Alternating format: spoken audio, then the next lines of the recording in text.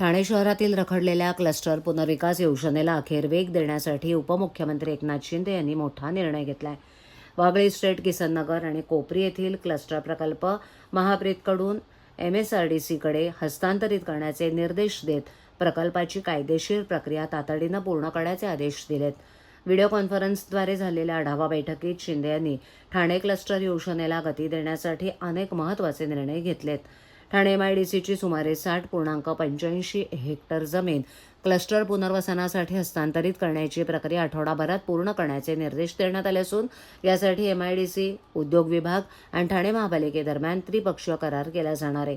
शिंदे यांनी ठाणे समूह विकास प्रकल्प हा देशातील पहिला आणि सर्वात मोठा समूह पुनर्विकास प्रकल्प असल्याचं सांगत हा केवळ इमारतीचा पुनर्विकास नसून नागरिकांना सुरक्षित, आधुनिक आणि हक्काचं घर देणारा, जीवनमान उंचावणारा प्रकल्प असल्याचं स्पष्ट केलंय. ठाणे, नवी मुंबई, कल्याण, डोंबिवली, वसई, विरार, MIDC क्षेत्रातील क्लस्टर योजनांना अपेक्षित गती मिळत नसल्याबद्दल नाराजी व्यक्त करत या सर्व प्रकल्पांना व्हायटल पब्लिक हाऊसिंग प्रोजेक्ट घोषित करण्याचा निर्णयही बैठकीत घेण्यात आला आहे. त्यामुळे प्रशासकीय मंजुरी आणि अंमलबजावणी प्रक्रियेला वेग मिळण्याची शक्यता आहे. धोकादायक आणि जीर्ण इमारतींमध्ये जीव धोक्यात घालून राहणाऱ्या हजारो कुटुंबियांचं पुनर्वसन जलद गतीनं व्हावं यासाठी ट्रान्झिट सदनिकांच्या उभारणीला प्राधान्य देण्याचे निर्देशही त्यांनी दिले.